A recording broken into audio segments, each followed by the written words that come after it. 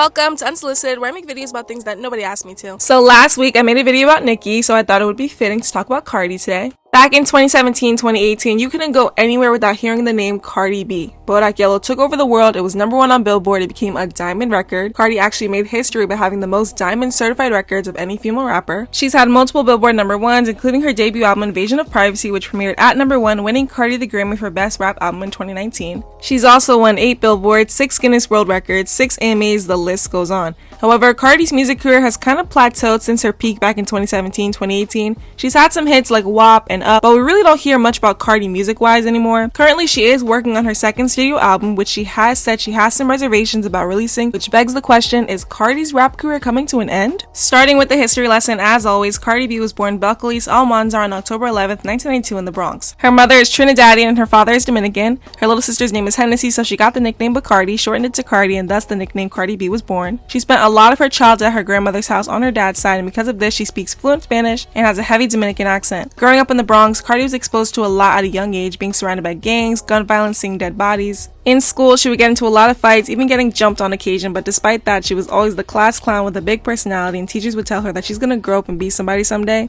Cardi went to Renaissance High School for musical theater and technology. She worked at an Amish supermarket in Lower Manhattan, and around the same time, she had moved out of her mom's house and was living with her abusive boyfriend. She became an exotic dancer at 19 to support herself after leaving her abusive relationship. Tell me, what made you decide to go to the strip club? I was poor as hell. I was living with my ex-boyfriend that was beating me. I had to drop out of school. I was like living with his mama, 2 pit bulls, in a bedroom. Did anyone try to pull you out of that situation? No. How did you get out? Stripping, getting my own money and leaving. How was I gonna leave if I only made $200 every week? Ain't no way. When Cardi started working at the club, she became insecure about her body and wanted to maximize her income potential, so she went to the Dominican Republic to get a boob job and also got illegal butt injections in New York, which she has admitted that she regrets. Yes. Do you regret it? Yeah, because it's like, sometimes I just feel like it's a little bit too big. Now, did you get it done because you want to be more appealing to men, or is it because you see other women? Yeah, because it's like in the club, it's like you're almost invisible if you don't have like a big like that, you know. But if you young, if you 19, if you 20, if you 21, and sometimes you too skinny, and you be like, oh my God, I don't got enough fat to put on my ass and everything, so you resort to shots, bitch, don't fucking do it. Like, I am super, super, super, super against motherfucking shots. Yeah, do it healthy. If you can't do it, just don't do it, because I don't really know what's in my ass right now. You know what I'm saying? I can't shoot birth control in my ass or nothing. Or I could die. Who knows? In general, Cardi has said that the club saved her life. She was able to put a roof over her head, have food in her stomach, and at the time was making the most money she's ever made. Cardi did admit, though, on a resurfaced Instagram Live that when she was a dancer, she made some poor choices. I had to go straight. I had to go, oh yeah, you wanna me? Yeah, let's go to this hotel. And I drop up and I'll rob them. That's what I used to do. Yeah, personally, I would have taken that information to my grave. That clip had hashtag surviving Cardi trending, and Cardi said on Instagram that she wasn't proud of it, but she had to do what she had to do to survive. In 2013, Cardi started to gain popularity on Vine and Instagram. She had several viral videos. Her personality got her the opportunity to become a cast member on VH1's Love and Hip Hop, which she joined in 2015 on the show's 6th season. Love and Hip Hop brought Cardi a wider audience and gave her the opportunity to promote her music. But I'm just a regular, degular, schmegular girl from the Bronx. I be dancing all around America, hosting all around America. Ain't no party like a Cardi B party. Like, you know I got that party popping. Cardi made her music debut in 2015 on a remix of Shaggy's song Boom Boom. Between 2016 and 2017, Cardi released her first mixtapes, Gangsta B Volume 1 and 2. She also got signed to Atlantic Records, and her big break came when she released Bodak Yellow in August of 2017. Bodak Yellow took over the world, and you couldn't go anywhere without hearing about them bloody shoes. Bodak Yellow hit #1 on the Hot 100, and Cardi became the first female rapper since Lauryn Hill in 1998 to hit #1. Cardi also collabed with G-Eazy on No Limit, which was a huge success. She did Motorsport with the Migos and Nicki Minaj, collabed with Bruno Mars on Finesse and Ozuna on La Modelo, and released her second single, Bartier Cardi, all while winning over the public with her big personality. But her newfound fame didn't come without struggles. Being so exposed to public scrutiny, Cardi started to learn that being rich and famous doesn't solve all your problems or make you happy, especially when people criticize your every move. Do you feel that you're happier right now than when you were broke, or not really? Sometimes. Like, you know, it makes me happy. It makes me happy that I'm able to afford what I want.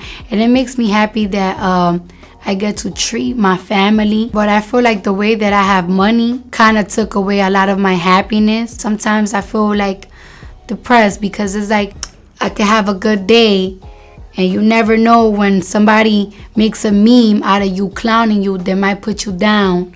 Or there's somebody that's talking about my family member. It's a 50-50 thing, to be honest with you. In April of 2018, Cardi released her debut album, Invasion of Privacy. It has the most streams for an album released by a female artist in its first week. Her song I Like It from the album hit #1, making her the first female rapper to hit #1 twice. Cardi was also the first female rapper to have 5 songs on the Billboard Top 10 charts at the same time. Cardi was on fire, but things started to slow down once she became a mother. In 2017, Cardi married Offset from the Migos, and in April of 2018 announced that she was pregnant during a performance on SNL. She ended up canceling several planned shows throughout the spring and summer, which is understandable because she was pregnant. She gave birth to her daughter, Culture Kiari Cephas, on July 10, 2018, and dropped out of her planned tour with Bruno Mars. If I was to go on tour, I would have had to start rehearsal on my 4th week of giving birth. And let me tell you something, I could have even bent down. I was up. And then I was thinking, like, you know what? When I give birth, my baby's going to be about 7 weeks old. I'm going to be able to take on the road. And the pediatrician said, no, you can take your baby on the road. First of all, you can't really fly with a baby after 2 months because your baby got to take shots and everything. So you can't really fly frequently a lot with the baby. And second of all, how was I supposed to rehearse? I would have to start rehearsal 4 weeks. I still have stitches down there. And that's why, Bruno respected, and I love him so much. He's such a cool, amazing person. Like, I wish people will personally know Bruno. You think I didn't want to go on tour and make millions of dollars? It's not a million, millions of dollars for no reason. I have my reasons. Y'all know I love money more than everything. You know it goes from culture to my mama to my shmoney. In August of 2018, Cardi won Best New Artist at the VMAs, and the next month she was featured on Maroon 5's Girls Like You, which was #1 for 7 weeks. Also in 2018, Cardi turned herself into police after being connected to a strip club attack in New York. Allegedly, Cardi believed that her husband, Offset, had cheated on her with these 2 bartenders, and so she ordered members of her team to throw bottles and chairs at them. The 2 women were injured, and Cardi ended up pleading guilty to 2 misdemeanor charges for 3rd-degree assault and reckless endangerment and was given 15 days of community service. Cardi said in a statement, "Part of growing up and maturing is being accountable for your actions. As a mother, it's a practice that I'm trying to instill in my children, but the example starts with me. I've made some bad decisions in my past that I'm not afraid to face and own up to. I'm looking forward to moving past this situation with my family and friends and getting back to the things I love the most, the music and my fans." In February of 2019, Cardi won the Grammy for Best Rap Album for Invasion of Privacy, making her the first solo female rapper to win that award.